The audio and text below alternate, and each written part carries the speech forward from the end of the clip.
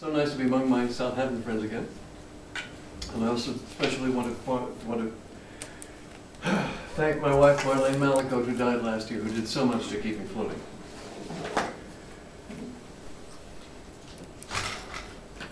You get so much now for free, it seems like paradise. Bread and circuses.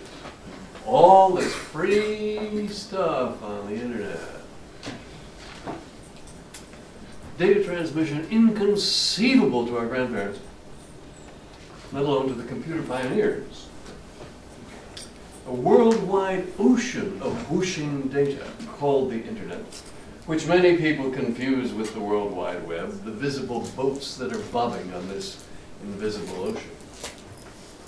I'm going to tell the story decade by decade, because it's a little hard for you folks who are under 50 or 40 or 30 or 20, there's a baby at the back.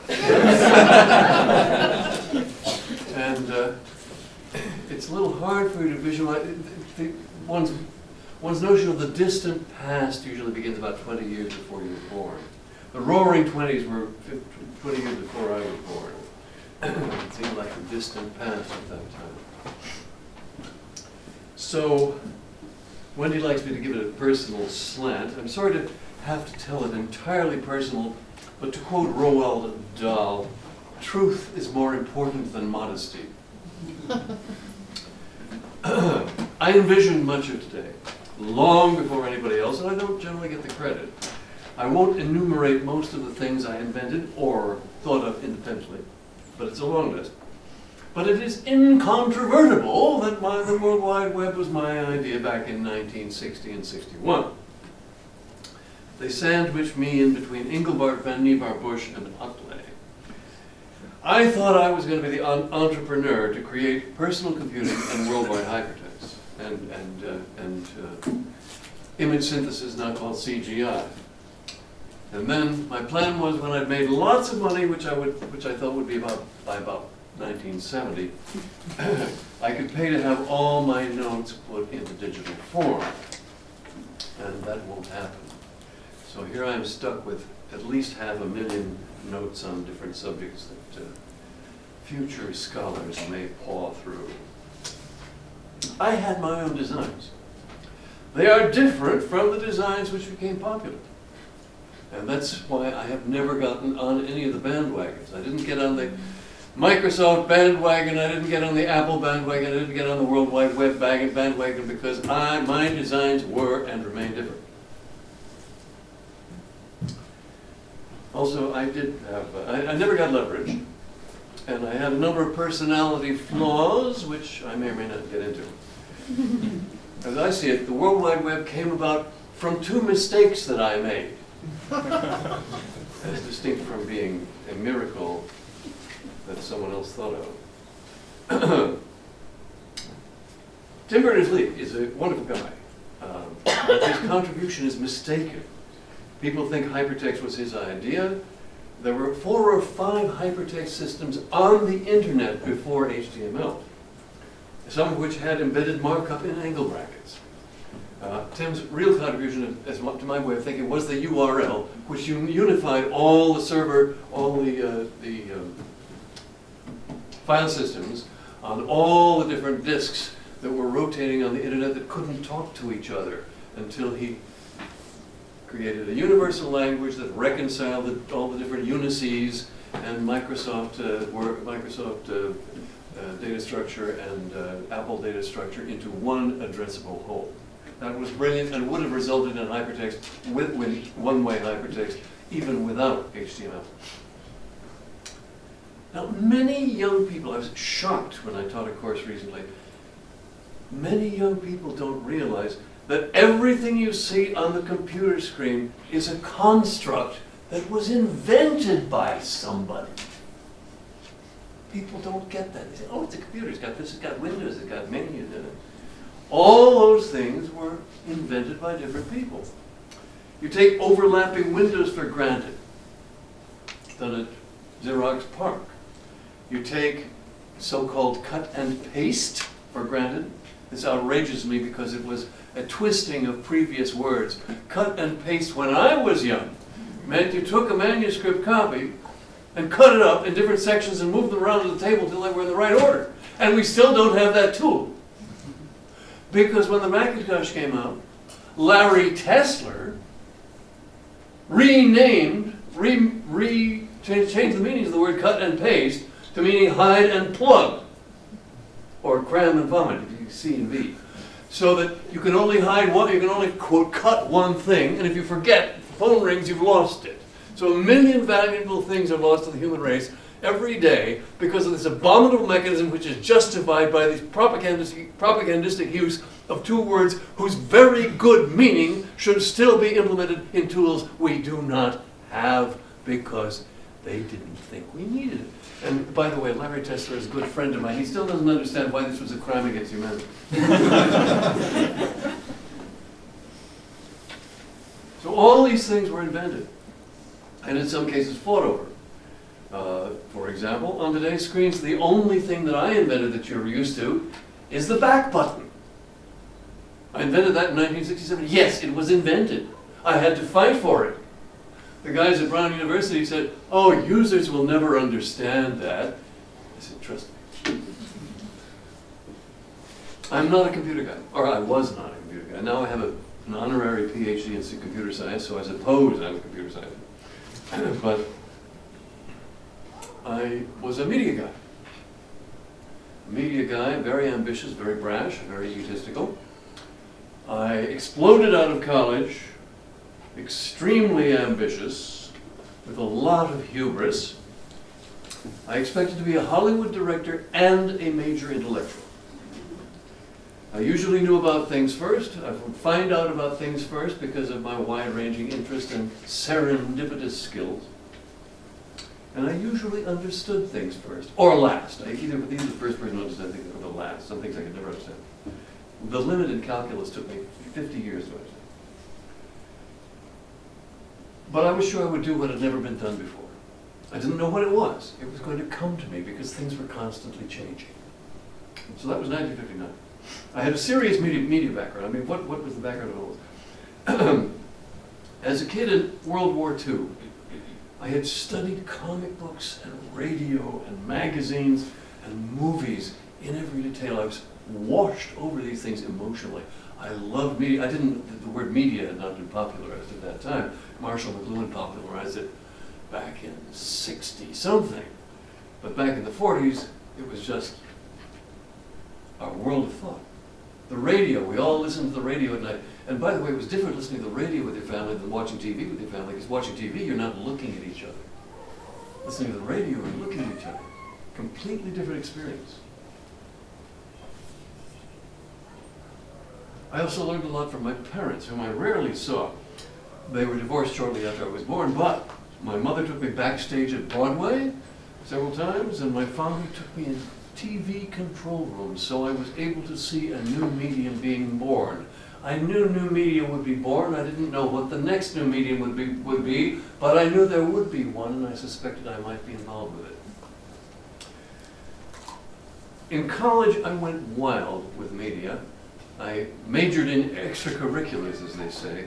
Since I didn't think my grades would have any bearing on my future life, I simply slid past in my courses with minimal effort and concentrated on writing humor, publishing magazines, appearing in plays. I won a prize for playwriting.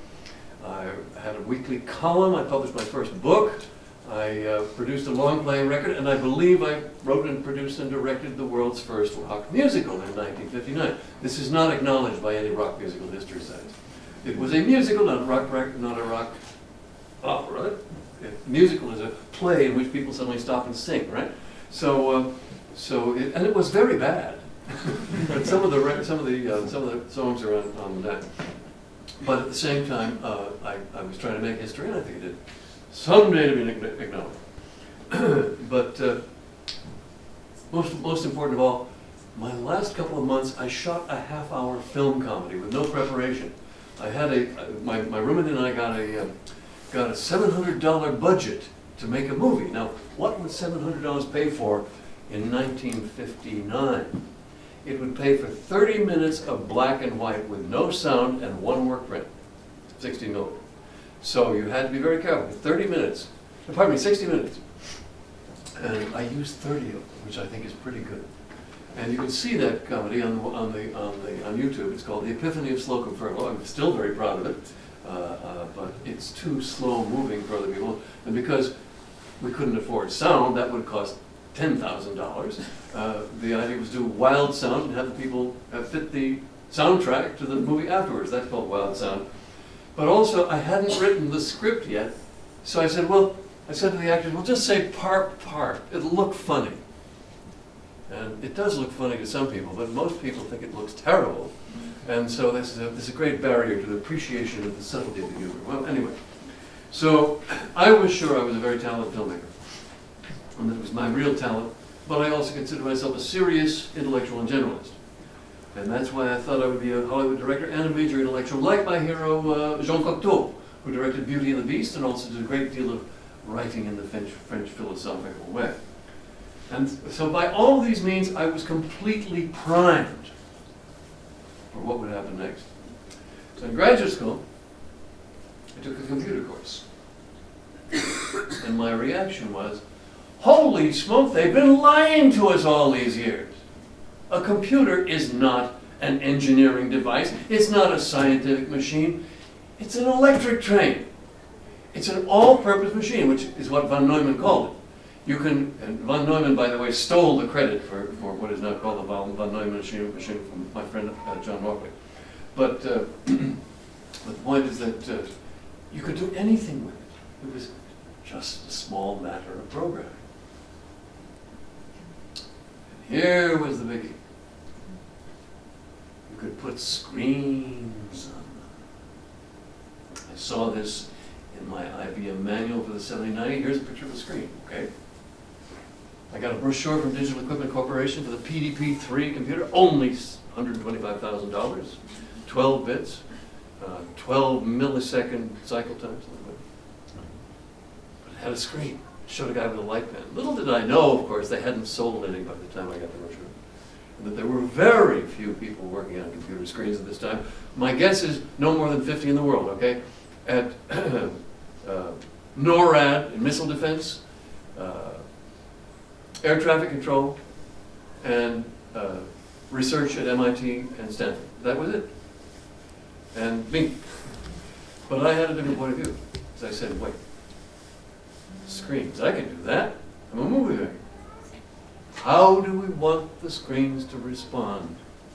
And if the price is going to go down the way they said, and Moore's law had not yet been articulated, but its equivalent had been stated by my prof.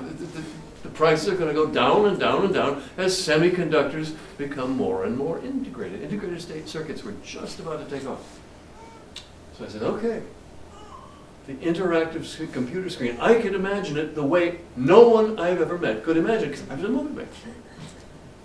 So you do this, you do this, wow, if you do this, you do that, oh boy! So I would sit with my eyes closed, wiggling my fingers, saying, okay, do this, do that. For example, one of my first ideas for displaying the length of a document, you'd have the title and a diagonal line across it, which would show logarithmically the size of the document, rather than having a separate window for it. That kind of thing. And I couldn't explain it to anybody. My great-grandfather, who was a science teacher, couldn't understand what I was saying about interactive screens. What? And he was a science teacher, very, very intelligent man. So no one could understand these things. And I was buffaloed trying to explain these ideas to people for a decade. But I knew the interactive screen was going to be the new home of the human race, and I do believe I was the first person to know it. So the rest was just, as they say, jazz mop, just a small matter of programming. And of course, price had to come down. The IBM 7090 was as big as, well, maybe this stage area, and had to have an air-conditioned room, and was roughly the equivalent of a Commodore 64 or maybe an 8008, or maybe 286. But in any case, there was no question the price was coming down, so the point was to plan. And I was not the only person who was planning for personal computing. I was the only person I think who was planning for screens in the same way. And so I also said, to me, the screen was a different kind of projector. Any filmmaker learns what's possible with the equipment. So to me, learning about computing was just learning about another kind of camera projector. I was not a programmer. I once took a test at Data Point. They said I was a producer-director personality. I didn't know there was such a thing, but apparently so. And I'm not a programmer, but so I've had to work through programmers, which is a nightmare, because every programmer is a rogue magician who may or may not tell you his real agenda. I talked to one of the people on the original Macintosh team, and you see, the programmers never want to obey the specs.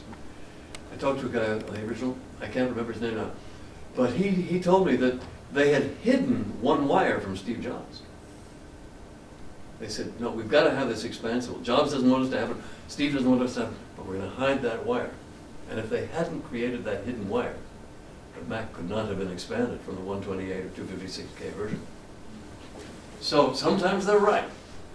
Usually they're wrong. Because everyone has a different direction they want to take a concept in. But this is in the nature of human ideas. Every human idea creates variations and schismatics and people who want to do it a different way. And that's why we have so many churches, and that's why we have so many political parties, right? And that's why we have so many different ideas of what's right to eat, superstitions. And so no less the case in computer doing.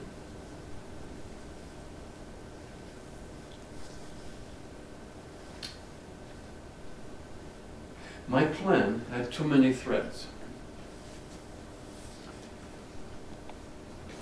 Not my first idea, which is too embarrassing to tell you, but my evolving idea in 1960 and 61, when I was still a graduate student taking this first course, was to have a company that would be called General Creative, you know, like General Electric. But it would have a sort of a folksy, artsy atmosphere. In other words, it would be like what came to be Apple. And I would be its figurehead and director of software and everything. And in other words, I invented Steve Jobs when he was only 5 years old. But he got to be Steve Jobs later. The hypertext concept for me was two things.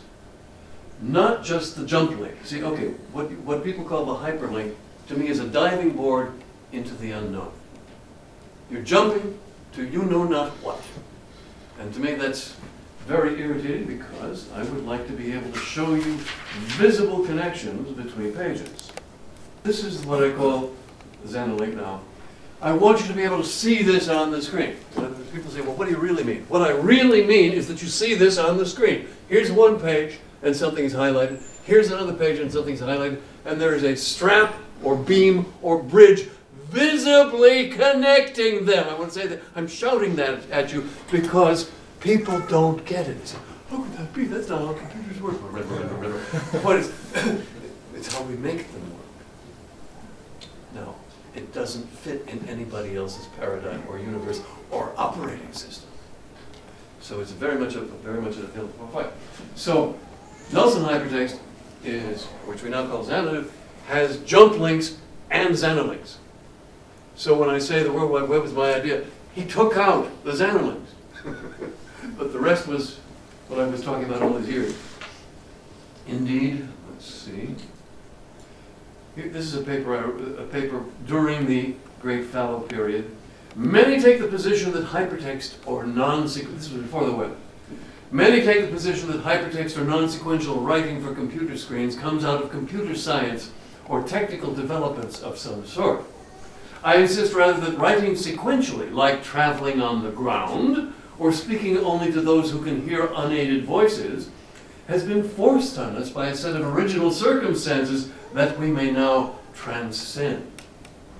Writing non-sequentially will better disclose the true structure of ideas, permit the reader freer understanding material, and permit new expository, stylistic, and rhetorical inventions. Many fine writers of the past, from Lawrence Stern to Nabokov, have striven toward hypertext, now it is an available genre. Today's authors may now easily publish in hypertext forms, at least for the Macintosh. I was referring to guide rather than hypercard. But there's no generalized format that will run on all computers and all screens, archive well, or cross networks. The key problem is therefore to create a universal literary medium, an unbounded storage and delivery system as simple in concept as the book and library, unrestricted as to what screens you may see it on or speech synthesizers you may hear it from in case you are blind, unrestricted in its organization, unimpeachable in its authenticity, and as quickly available as a phone call. Naturally, it must have room for all previous sequential and graphical forms as well. Anyone may publish marginalia and commented links. This generates a new and exceptionally open realm for controversy, teaching, scholarship, and creativities as yet unseen. Little did I know that for such writings I would be considered the John the Baptist to Tim Berners-Lee. So what happened was the web ate our lunch. So my plan had too many threads. There was the general creative company, hypertext, not just jump links, but visible connections. Movie editing. In 1965, I applied for a patent for movie editing by computer. But as usual, in most of my patent efforts, I didn't have the money to pursue it once I got the receipt for the original filing. And so that died.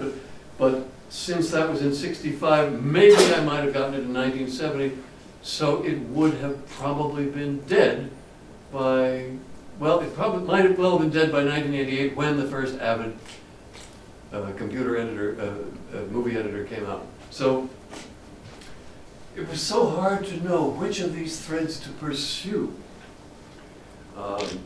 In 1961, it occurred to me that I suddenly, in a flash of insight as I was crossing Cambridge Common in the USA, I imagined ray tracing, that you could have ways of probing a three-dimensional scene and recording the color you got to, and later the shadows, and so you could do realistic photography by computer. And I believe mine was the first publication on this subject, which you can see in my book, The Scene Machine. But of course was Pixar at ILM, and later did the job. I would, like many people, I had no idea of how big the projects were that I had in mind, let alone the difficulty in an ever-shifting panorama of available equipment, services, and products of gradually lowering cost. What system to go for? What boat to sail on? The IBM thing, IBM had this terrible mainframe business. Digital equipment had these little machines, but there's no way I could afford them, and I tried to get one into a publishing company on Madison Avenue and got booted out for my troubles. So it was very hard to see where I would hang on, and because I was not the type to get a PhD in computer science, I didn't have that avenue, so it was impossible to get leverage. Now, most important was my windowing concept and the document concept of transpointing windows. So here we are. I missed this one. Talking about what I did in college. This is the best example of the stuff I was doing in college. I said I had a little magazine. Well, here it is. It was a very little magazine. And that was issue number 3, which I did by myself, which had 2 colors and it was kite-shaped, and you had to rotate it as you turned the pages. It was very original and a lot of fun. And I just realized, I should have kept up with Nothing Magazine. I owned the copyright. I could have done that. But I didn't. Just another thread. But when I met Victor Navansky, the editor and publisher at that time of The Nation magazine, which is the oldest liberal magazine in the United States, dating back to before the Civil War, I think. I met him maybe 20 years ago, and he said, "Not Ted Nelson, not the Ted Nelson." Maybe. And he said, "Not the Ted Nelson who published Nothing Magazine." So talking the central idea of mine that nobody else has cognitive is the notion of parallel interconnected pages. So this is the first, this is the first publication I did. Actually, this is a crummy picture because I can't find my file copy of the original. It was published as part of Brunel University Online 72 conference, which I did not manage to attend, not having money to cross the Atlantic, but there it was. So, and Wendy actually found it for me. So here is an office worker allegedly sitting at a computer screen. Now, in 1972, no office workers had a computer screen. This was actually this electric typewriter that I disguised with the plastic. But here's a close-up showing connections, visible connections between pages. Visible connections between pages! Let's make sure.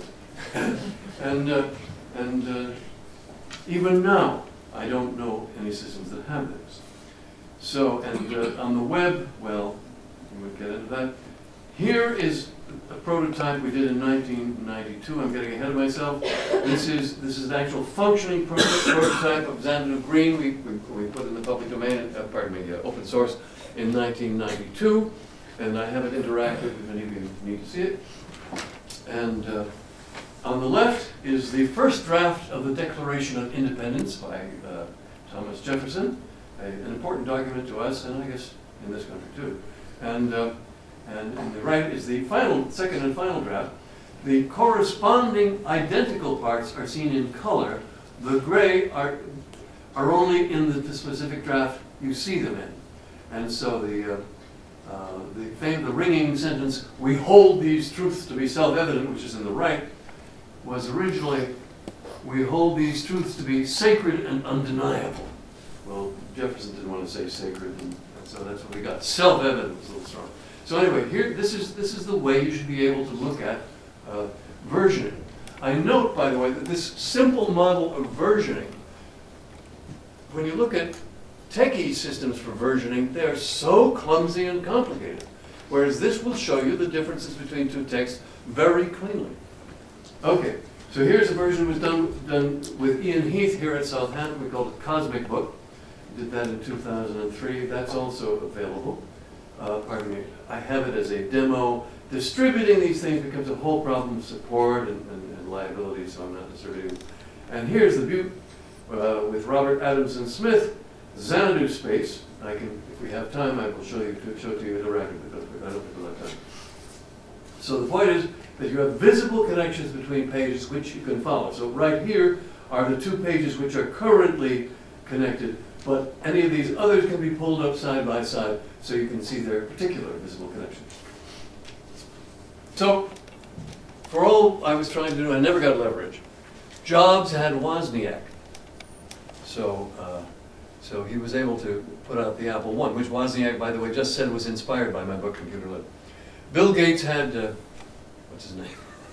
Anyway, trustworthy partners. I was operating alone. Eventually, I found serious collaborators, but much further down the pike. So I started at the top and went down from there. It's amazing I got as far as I did.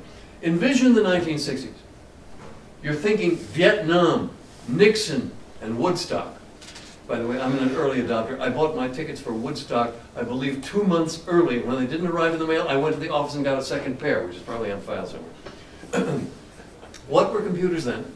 They were huge machines in air-conditioned rooms, costing usually hundreds of thousands of dollars. A few of them, by digital equipment, came down below 100,000 around 1968. I took a course at Harvard in 1960 and was indignant at how they'd been presented to the public. They weren't scientific, they were electric trains, you could do anything with them.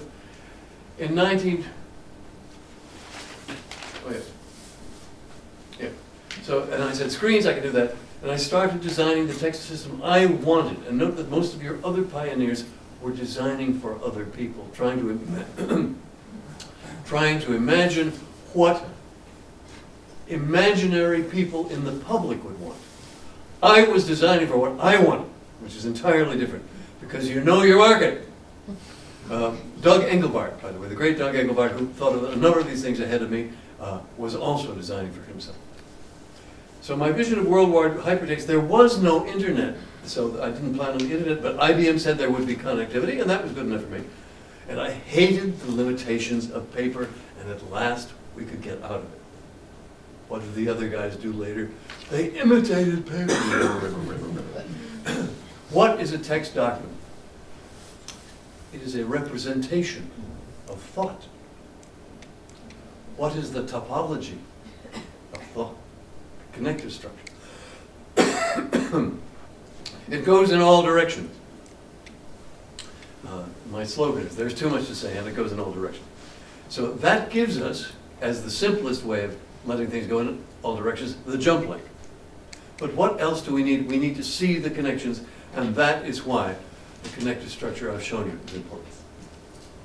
So my idea of hypertext was jump links plus visible connections between pages. In 1965, I gave my first main big talk to the ACM. Most of the computer scientists in the world were in that room, I believe, because there weren't that many computer scientists in the world. I think I counted the seats at 300. It got huge applause.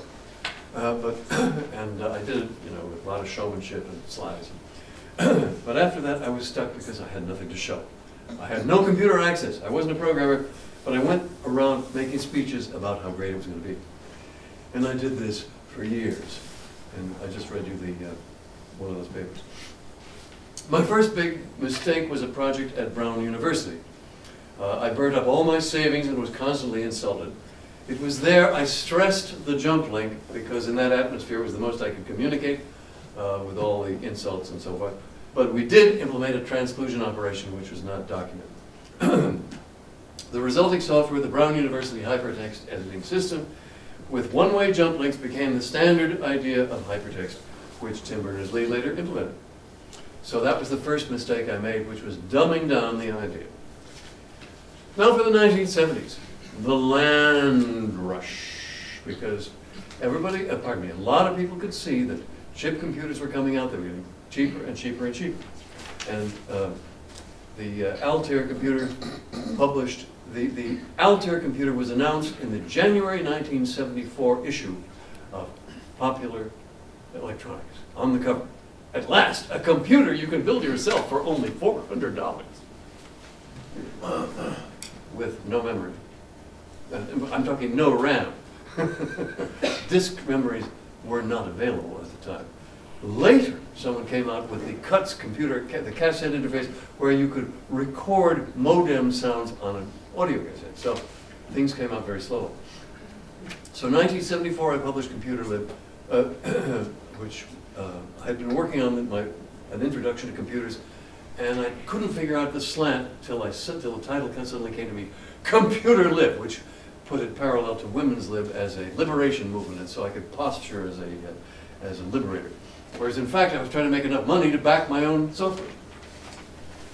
The book was a huge success in some ways. It sold 50,000 copies, influenced many people, caused Wozniak to build the Apple II, influenced Bill Gates, as he said in his Stanford address last June.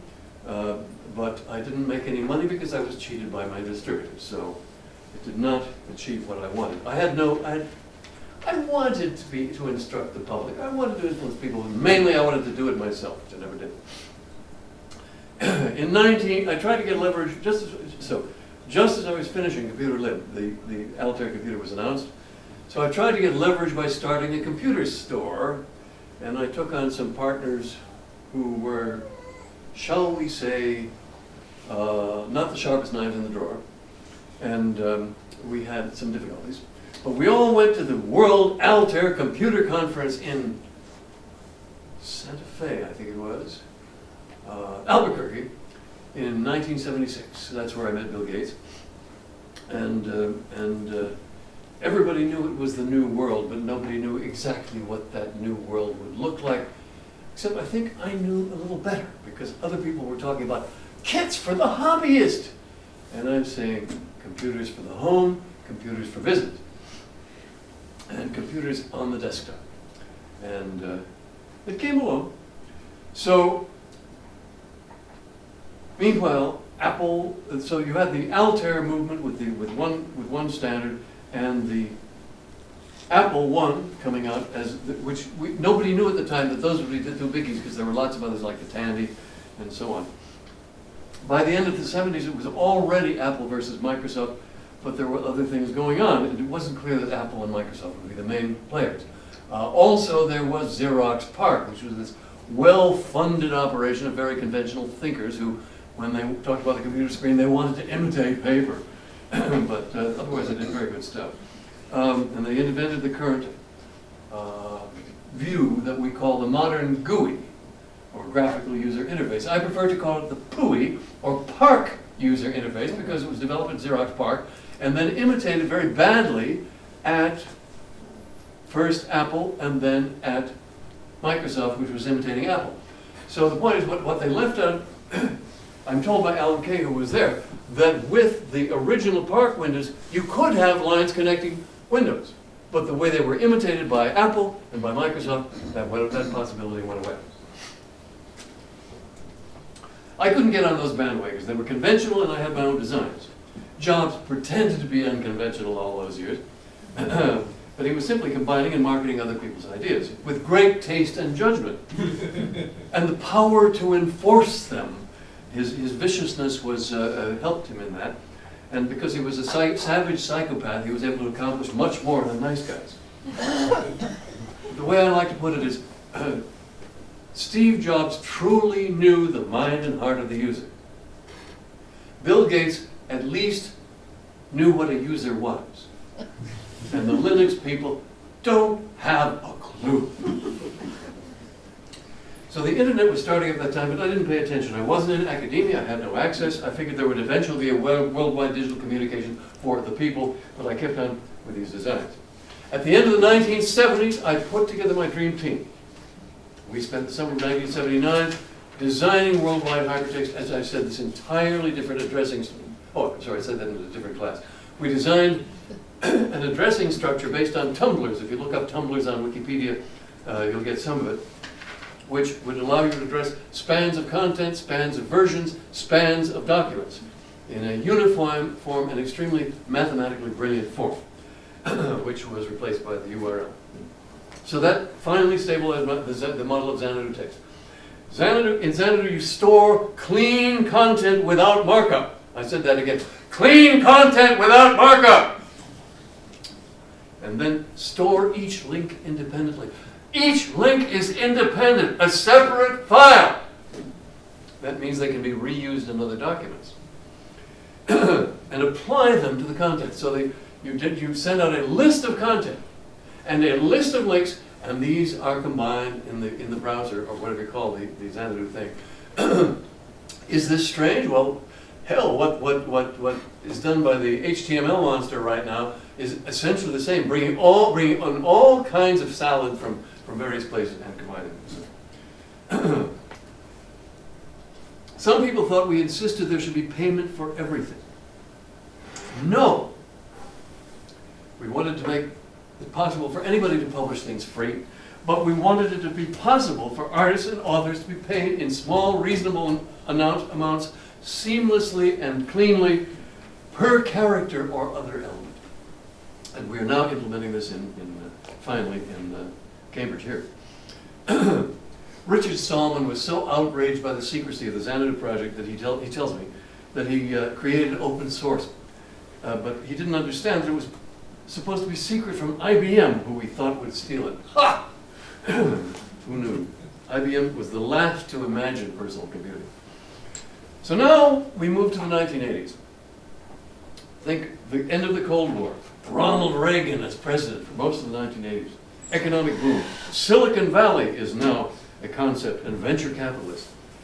And in 1987, my colleague Roger Gregory made a deal with the Xanadu project to be supported by Autodesk to the tune of millions of dollars. But I was no longer in charge. Roger was in charge technically, but business guys were brought in who didn't buy into our big vision, and that is where I made my second big mistake. The programmers came to me and said Roger was being unreasonable and impossible and shouting, and they were all going to quit. And I didn't ask Roger his side. I went to the head of Autodesk and said, we've got to take Roger out of the way. I threw away the world that day because we would have had worldwide hypertext in 1989. probably the fall of 1988, a whole year and a half before Tim Berners-Lee. Whether it would have become a standard like the web, who knows? Is it too complicated? Well, some people say it's very complicated, but compared to JavaScript, my God. I made a lot of speeches. The summary I read you earlier, I actually made at Oxford in 1988, a year before Tim's proposal. So he says, no one has yet seen Nelson's idea of a docuverse, but they should all, it means a common addressing scheme for all nodes. And was he right? Yeah. He had one. Our addressing scheme was Tumblr's, and their addressing scheme was the URL, which is a very good thing to do. Okay. 4 years of money lost. The team at Xanadu, the Xanadu team at Autodesk under someone else, redesigned and redesigned for 4 years. The World Wide Web came out, and Autodesk killed the project after something like $5 million down the tubes. They worked very hard. Their intentions were great, and I will not badmouth any former colleague of mine, but it was a very wrong decision to try to redesign. So in 1989, Tim proposed the web and rolled it out gradually. By 1991, it was really taking off. The Xanadu group was appalled by the web and what it left out. But there you are. Eventually, I got the trademark back, so here we are. In 1989,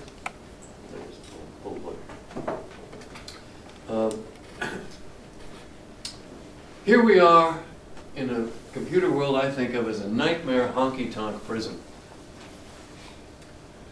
owned by great monopolies who are trying to kill network neutrality. Freedom of speech, yes. Freedom of speech. And people put in jail and tortured for it. Swamp quicksand software like Microsoft Word and Photoshop. You have to devote your life to understanding them. Now, Microsoft Word began with high ideals, simple, clean, and now has become a quicksand swamp because that suits the monopolies. To make the software so complicated, you've got to spend months to find your way around.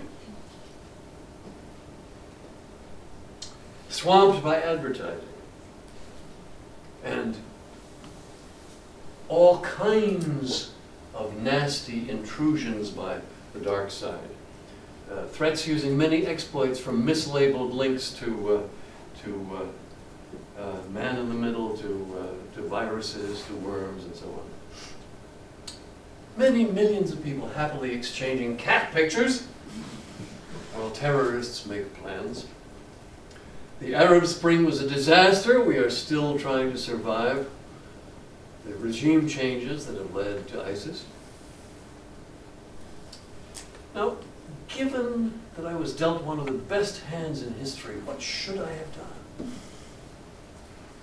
Certainly my failures are partly based on my own grouchiness, my own impatience with other people, my constant note-taking, which ate a lot of time, all the stuff I've kept, which many stores killed my savings. But I'm still trying to give the world decent electronic documents. Decent electronic documents with pages visibly connected side by side. As I think I said already, I'm not sure in this lecture, the topology of thought goes in all directions. The topology of documents so far, as implemented, is sequential because they basically, everything imitates Microsoft Word. Well, what about stuff on the side? Well, we're going to talk about that. There have been many, many publications, stuff on the side. The Talmud is stuff on the side. Nabokov's Pale Fire is on the side. I can never remember examples when I'm standing in front of an audience. But so many documents, you need to look at things in parallel and see their connections, and nobody's got it. So I see the parallel connected pages as the most visualizable and extensible generalization of the documents we have known in the past, and the great lack in the computer world today. Thank you.